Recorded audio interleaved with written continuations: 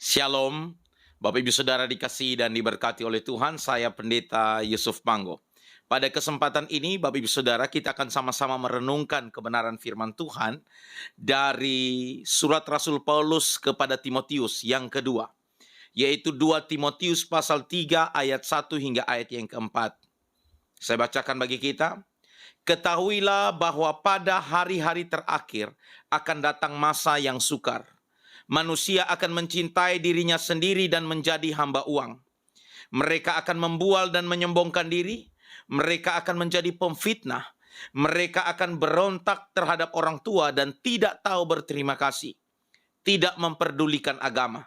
Tidak tahu mengasihi, tidak mau berdamai, suka menjelekkan orang, tidak dapat mengekang diri, garang, tidak suka yang baik, suka mengkhianat, tidak berpikir panjang, berlagak tahu, lebih menuruti hawa nafsu daripada menuruti Allah. Bapak Ibu Saudara dikasihi dan diberkati oleh Tuhan, 4 ayat ini menjelaskan atau menggambarkan tentang kehidupan manusia di akhir zaman, menjelang nanti kedatangan Kristus kedua kali. Bapak Ibu Saudara dikasihi dan diberkati oleh Tuhan, kita melihat bahwa berita hari-hari ini yang kita dengar sangat mengerikan. Tetapi itu semua sesungguhnya merupakan menjawab apa yang menjadi nubuatan Alkitab. Bahwa orang tidak bisa mengekang diri, menjadi garang, mereka lebih mencintai diri sendiri, lebih memilih memuaskan hawa nafsu, keinginan diri sendiri, sekalipun itu mengorbankan orang lain, mereka tidak peduli.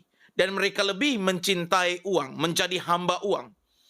Hari ini kita tahu bersama bahwa ada berita di Indonesia yang sangat heboh, yaitu seorang Kopda M, berinisial M, di mana dia adalah otak dari merancangkan pembunuhan, merancangkan kejahatan, yaitu rencana untuk membunuh istrinya. Dan kita tahu bersama bahwa dari pengakuan-pengakuan yang dikumpulkan oleh pihak kepolisian, Bapak Ibu Saudara dapat lihat berita, dan saya akan tempatkan juga link berita-berita yang ada. Seorang suami di mana dia merancangkan pembunuhan terhadap istrinya. Yang pertama, dia bayar orang supaya bisa meracuni istrinya. Tapi itu pun gagal. Yang kedua, dengan cara pura-pura rumah itu dirampok, dicuri, dengan tujuan supaya istrinya dibunuh. Atau istrinya mungkin diculik. Yang ketiga, yaitu dia menggunakan kuasa kegelapan. Bayar orang supaya, bahasa Jawa bilang santet, kalau bahasa kita Indonesia Timur itu bilang suanggi, supaya kirim kuasa kegelapan supaya bunuh istrinya. Ketiga, rencana pembunuhan ini gagal, dan pada akhirnya rancangan keempat, yaitu dia membayar orang supaya menembak istrinya. Sesuatu yang sangat mengerikan. Suami yang seharusnya melindungi istri dan anak-anak justru menjadi ancaman terbesar.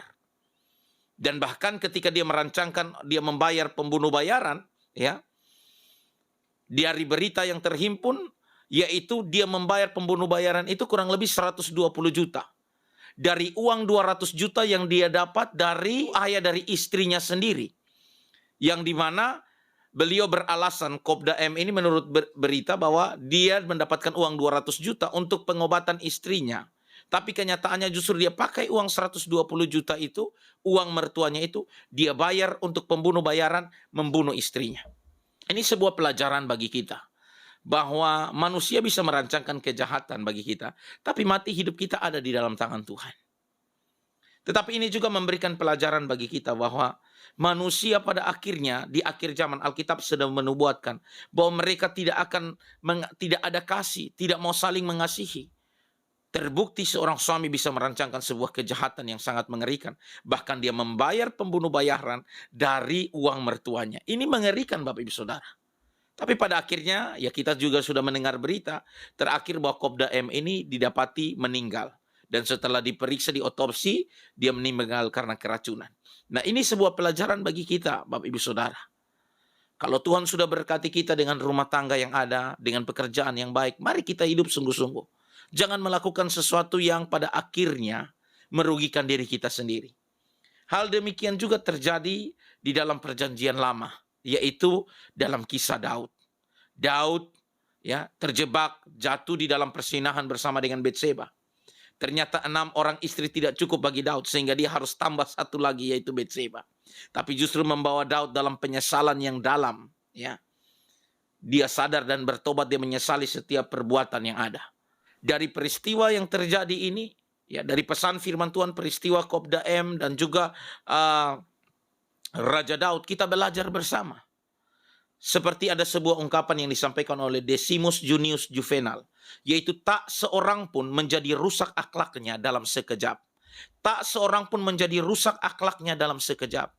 Di bagian lain pun ada suatu ungkapan yang disampaikan oleh Warren Buffett. Dikatakan demikian, perlu 20 tahun untuk membangun reputasi dan 5 menit untuk meruntuhkannya.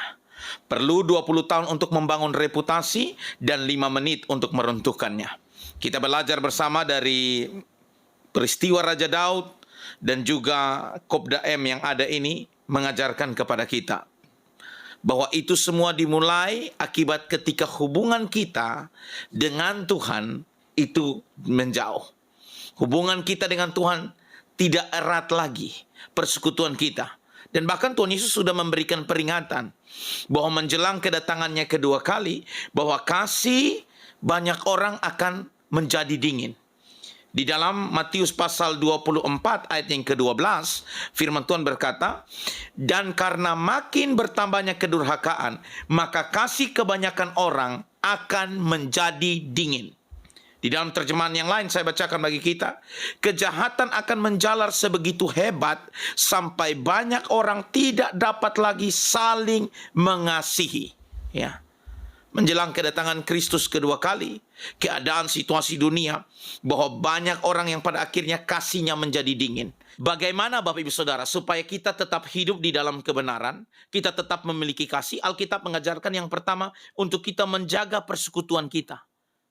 Ibrani 10 ayat 25 berkata, janganlah kita menjauhkan diri dari pertemuan-pertemuan ibadah kita seperti yang dibiasakan oleh beberapa orang. Tapi marilah kita saling menasihati dan semakin giat melakukannya menjelang hari Tuhan yang mendekat. Di dalam terjemahan bahasa Indonesia masa kini dikatakan, hendaklah kita tetap berkumpul bersama-sama dan janganlah lalai seperti orang lain. Kita justru harus lebih setia saling menguatkan sebab kita tahu bahwa tidak lama lagi Tuhan akan datang.